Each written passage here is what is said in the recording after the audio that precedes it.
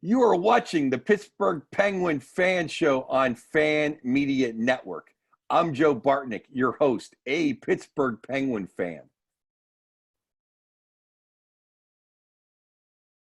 Joining me now, my good friend, puck-off co-host, great comedian, the one and only Andy Picaro. What is up, Andy? Just waiting for the finals. Yeah, it's a fun one. I really enjoyed Game 7 for a 1-0 for a donut and a shorty. How about that was the first shorthanded goal that the Islanders have let up all year. Didn't know that till you just said it, Joe. I had no idea. Would have never thought to think that even. The first shorthanded goal up all year. Yeah, it's no idea. Pretty crazy. Okay, this is the Pittsburgh Penguin Fan Show, so let's get into this. Yesterday, we're recording this on Sunday. Yesterday, the Beau Bennett announced his official retirement, which I think a lot of Penguin fans thought that came about 4 years ago. But he was bouncing around. And, you know, Beau, 20th overall pick, scored a goal and on a power play early in his career, had about 6 good shifts as a Penguin, actually won a cup with the Penguins organization, but didn't play enough. He played one playoff game to get his name on the cup. Pretty much a disappointment, we shall say, as a Penguin 20th overall draft pick. So I thought this week we talk about Penguin disappointments, disappointing players. I'm going to go through mine real quick, and then we'll get Andy's number one disappointment, and we'll get out of here without too much editing. So here's my rules or ramifications for this. I'm not picking guys that came over at trade deadlines that absolutely sucked. And by that, I mean Brassard, Daniel Winnick, who I'd beat him with a stick until he died, that guy. And David Perron. I know he's Jesus in St. Louis, but he stunk as a Penguin. The other kind of disappointments, but just personal because I love him so much. I wish Kevin Stevens didn't break his face. He's like my all-time favorite Penguin. I mean, except for the big four. I loved Artie. He was ours. He was a power forward. He broke his face. I feel bad what happened next, but that was disappointing. And the other big disappointment for me of guys that played well was Bugsy. I love Rimo, Pittsburgh kid. He used to party. He was a center, used to fight. I wish we had 10 more years of Bugsy. He came so close to the cup. But so now we're gonna go on young guys. True disappointments. I got two. One came over in a trade, a great trade, Eric Tangradi. I thought he was gonna be something special. He was huge. What happened to him by Trevor Gillies is an absolute disgrace. It's probably second only to the Dale Hunter as far as disgraces in hockey. But he just never lived up to it. Thank God we also got Chris Kunitz in that trade for Ryan Whitney. So Tangradi's kind of whatever. But I thought Tangradi was going to be our, John LeClaire, but meaner. It wasn't meant to be. And the other disappointment for me, who, according to the Corsi numbers, is incredible. But Zach Aston Reese, he had a pretty good year, but I was sold that he's Patrick Hornquist. Not Patrick Hornquist. He's not Chris Kunitz. He bumps into more guys than he checks. He scored a couple big goals, but to me, Czar, major disappointment. Mr. Picaro, your thoughts? Well, for me, I wrote down my biggest disappointment ever, and I have about 20 of his rookie cards still in behind me somewhere. But a guy by the name of Alexei Morozov. Remember? Absolutely. He's like he's the president of the KHL right now. He is. Again, as a man who's made connections in life, obviously not a disappointment. But he was supposed to be the next Jaromir Jagr, big number 95. He's a big kid, amazing hands. You watch him in warm-ups, you think, this is the best player on the ice. There's no way there's somebody as good as this guy. He's flicking pucks up the crossbar. He's picking corners the whole time. And I swear I never noticed him in a game. I'm not even exaggerating. I waited my whole childhood to notice him in a game, and I never did until he retired, until he played for Team Russia against Team USA in the Olympics. And I was like, oh, my God, how do you make that team? He was like one of the few KHL guys they jammed on the team. So it was like he was the biggest disappointment ever for me as a Penguin. On this current roster, I don't know that I have one that's even close. besides Tristan. Who's Oh, more disappointing than Mr. Jari right now? I mean, I can't even talk about how disappointing he is. He is just. I believed in him, especially once he made the All-Star game, and now I don't even want to see him in a jersey again. I mean, that's that's a real disappointment. that is an absolute great point. Well, yeah. Yeah, he's so disappointing. I didn't even. It's like I block him out of my mind, like childhood trauma. I can't even. Yeah, that's an excellent point. Yeah, Morozov too. Yeah. Remember Koltsov. Remember that guy who flew Yeah, 1,000 miles an hour, like the Road Runner. he wore like 71. Yeah. He wore 71 before Gino. Yeah.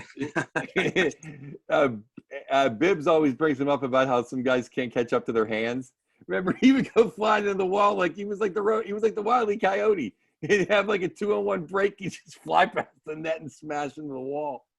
Yeah, no, that was those teams are those are some lovable loser teams that really thought we're going to turn into some good players. Like I would have thought maybe he would have been part of the Crosby era when the Crosby era started. You're like, oh, they could use him, big kid. Oh, yeah. No. Well, all those guys that like came over in the Yager trades and the draft picks and all those giveaway trades, all those guys that never meant up to be anything, like the Ramsey Abids of the world. Chris Beach, Milan Kraft. Oh, Milan Kraft, absolutely. His dating portfolio was way better than his hockey card, Milan Kraft. But it's funny because at least they all led to sucking so bad that then you get the number 1 overall pick twice, you get the number 2 overall pick, and then the number 3. And that's where you get Flower, Sid, Gino, and Mr. Stahl. So good things come. When you stink that bad. I was trying to think of, like I remember, I was kind of disappointed in Joe Malachar. You think, like an Eastern Bloc, big, tough defenseman would do a little more than what he did, but, He was slow. Oh, man. When number 2 picked up the puck, he made Gill look fast wearing number 2. When Hal Gill came in wearing number 2, he looked speedy because the last guy to wear it was Malachar, who took forever in the corners. I remember seeing Crosby's first game in Jersey and feeling good about the team until he went into the corner. And I was like, oh, this guy's got to get the puck up. We're done. I was excited seeing Ziggy Palfy out there and Mario and Sid. And I was like, oh, this team's going to win. We're going to make the playoffs. Do you remember space right now? Another I forget. Oh, man, I'm just spacing. I lost my train of thought. Oh, well. The most disappointing trade, I almost said this is one of my most disappointing moments when they traded Naslund for Stoyanov. I still think about that one, too. And what did they keep Marcus Naslund? What if they don't trade him for a goon? They traded Marcus Naslund for a goon.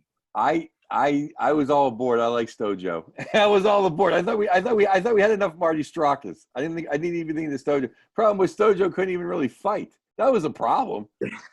Well, the problem was that I don't think anyone saw, including, I'm not going to act like me as a little kid was clairvoyant. No one saw Marcus Naslund becoming a guy that could win an Art Ross potentially with Morrison and Bertuzzi a few years later. But then he did. He literally became the best player in the league almost-ish for a couple pre-Sid years, I hate to sound like a guy that, well, it's good. If I didn't get in my car accident, I would have never married the nurse who took care of me in the hospital. Like, I don't want to sound like that guy. But yeah. with Marcus Naslund, we don't get Sid and we don't get Gino. And we're not winning 3 cups with Marcus Naslund. So no, right? That's true. I mean, but it all as a kid, it just hurt me. I remember he drove like this red sports car. 100%. This is the LinkedIn fan special. Fans connect with me on LinkedIn, and you will see this show in your feed, and we will check out the comments and questions on LinkedIn. Look, we got this in under time. Any other final players? I'm spaced on the guy I was thinking of. That thought, oh, it was so funny.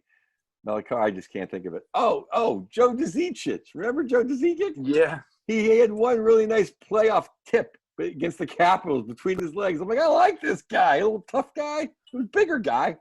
Never amount to a hill of beans. Joe Dzicic. I'm still your fan, buddy. I'm out here. Yeah, I'm sure there's a couple more players from that era, but I really can't think of anything. Derek Pouliot is the other guy who really disappointed me from recent times. I thought he was going to be able to tank, and it didn't work out. Yeah, it certainly didn't work. It didn't work out with him anywhere. He couldn't even keep weight. He kept coming in 30 pounds heavy. Like for a guy that should have the well, I think you said he used to have the munchies. That's what I know. I know that about him. But yeah, he was a partier. I mean, he was Yeah. a partier in every way there is, and that's why he was not liked by anyone. It seemed like maybe he couldn't crack the lineup for anything. Yeah, he was garbage. But he's been in like 5 organizations. He's never caught on to the fact that he needs to put down the bong. You know what I mean? Like he's never caught on to that. A lot of guys on by their third teams, they realize what they got to do. He's on team number 5. This next team that signs Patrick Laine has to smash his Xbox on the driveway like a stepdad before they let him come in. They're like, you can move in, but you're not bringing the Xbox with you. This has been a fun show. We'll end on a real quick sad note here. It looks like Seth Jones, the Flyers are in the running for Seth Jones. So that was like when the Flyers were in the running for Shea Weber. And it ruined my day. So I saw that headline this morning. I'm like, that's terrible. That is absolutely. Well, the only good news is keep putting the dirt on top of that Columbus franchise. It is so over. If it wasn't over 2 years ago when you lost your 2 best players to free agency, it's so over now. Let Columbus win 5 Stanley Cups. I don't want Seth Jones going to the Flyers. I don't care. Literally, hey, look, if Carter Hart doesn't find his game, I don't care if they sign Chris Pronger, Scott Niedermayer. they're gonna need a lot more. If Carter Hart as long as Lou doesn't go to the Flyers, we're in good shape. Yeah, true. All right, everybody. That's Andy Picaro. I'm Joe Bartnick. That's our show.